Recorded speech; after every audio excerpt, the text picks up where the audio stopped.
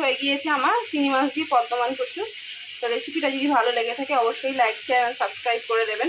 আর recipe সম্পর্কে কিছু জানার থাকলে অবশ্যই আমায়। নমস্কার, আমি আবারও চলে এসেছি একটা রেসিপির সঙ্গে।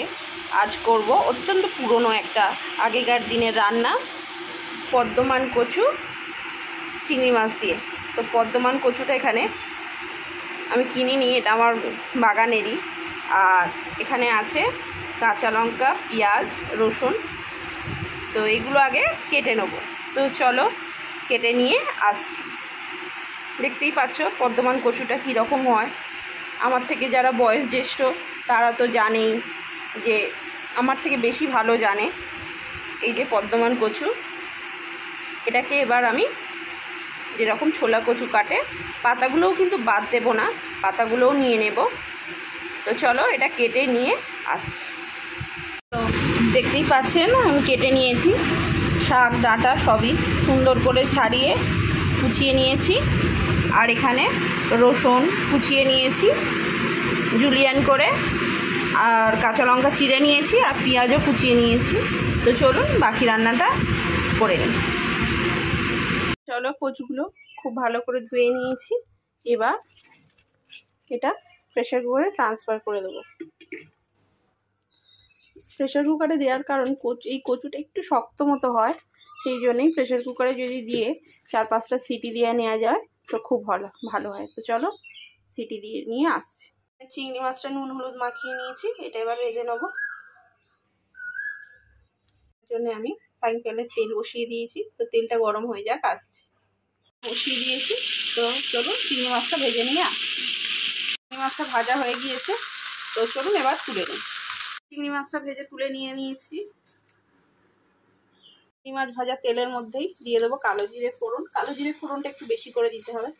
কালো জিরে শুধু টেস্ট বাড়ায় না, কালো জিরে আমাদের খাওয়ার জন্যও খুব, শরীরের জন্যও খুব ভালো। তো কালো জিরেটা একটু ভাজা ভাজা হয়ে যাক, আসছি।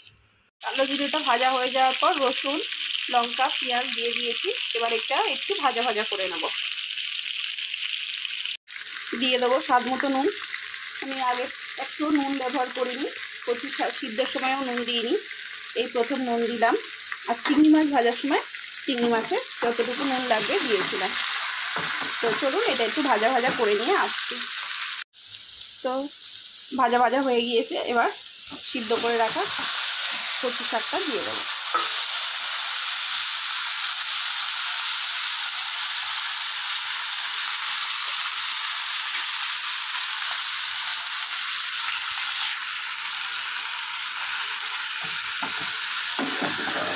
এবার এটা একটু নাড়াচাড়া করে নেব।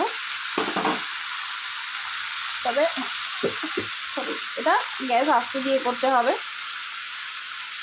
তো চলুন একটু নাড়াচাড়া করে নিয়ে নিয়েছি। এবার এর মধ্যে দিয়ে দেবো 1 চামচ হলুদ।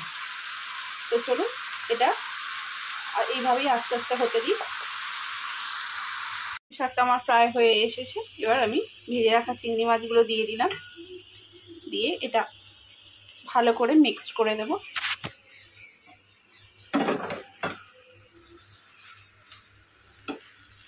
তো চলুন ভালোভাবে মিক্স করে নিয়ে আসছি। হয়ে গিয়েছে আমার পদ্মমান কচু চিংড়ি মাছ দিয়ে। তো চলুন এবার নামিয়ে নিয়ে আসছি। হয়ে গিয়েছে আমার চিংড়ি মাছ দিয়ে পদ্মমান কচু। তো রেসিপিটা যদি ভালো লেগে থাকে অবশ্যই লাইক শেয়ার আর সাবস্ক্রাইব করে দেবেন। আর রেসিপি সম্পর্কে কিছু জানার থাকলে অবশ্যই আমায় কমেন্ট করবেন, আমি তার রিপ্লাই দেবো। তো চলুন আজকের মতো টাটা, দেখা হবে অন্য কোনো দিন অন্য কোনো রেসিপির সঙ্গে।